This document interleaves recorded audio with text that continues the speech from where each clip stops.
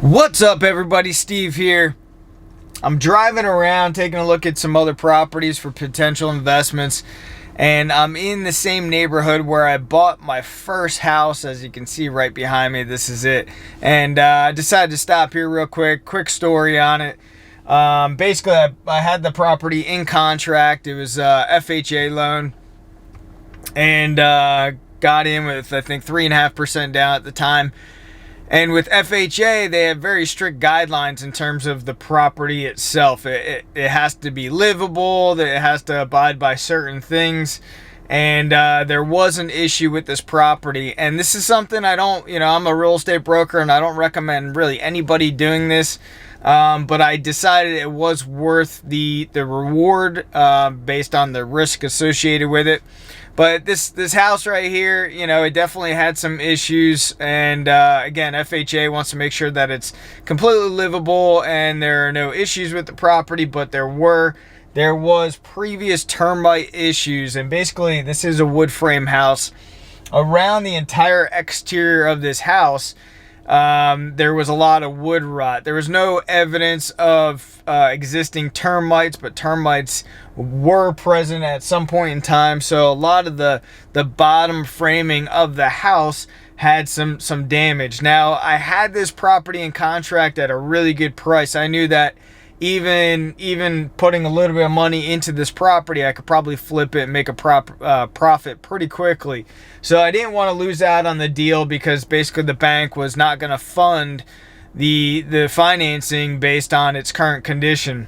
So I inquired with the seller and the listing agent, and told them what the deal was, that this deal was going to be dead if we didn't fix that prior to closing. Now, the lender, they would absolutely fund the deal if that was fixed. Talking with the listing agent, he called up the seller. The seller said there's no way at that price they're not going to do any repairs. They made that clear from the beginning as well, so I kind of anticipated it and just wanted to explain to them that the deal was going to die if we didn't do something to resurrect this. So anyway, I got permission from the seller to repair it prior to closing. So I didn't even own the property yet, and I had to put forth the money and effort into fixing the property. And at that time, I didn't have a whole lot of money, so I couldn't hire somebody to do the job. So I ended up doing it myself. So the entire bottom, I don't know if you can see, but there's a brown border at the bottom of the property. Let me see if I can get you on a better shot there.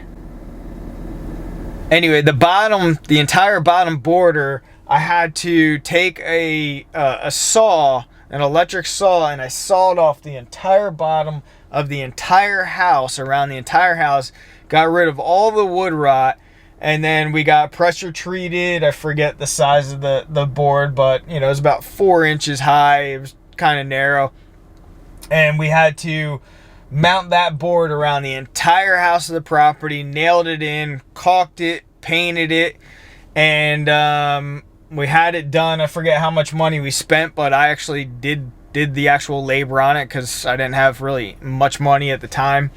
And we put a call into the lender. The lender sent the appraiser back out to do an inspection on it. They gave us the green light, and we were able to close a few days later.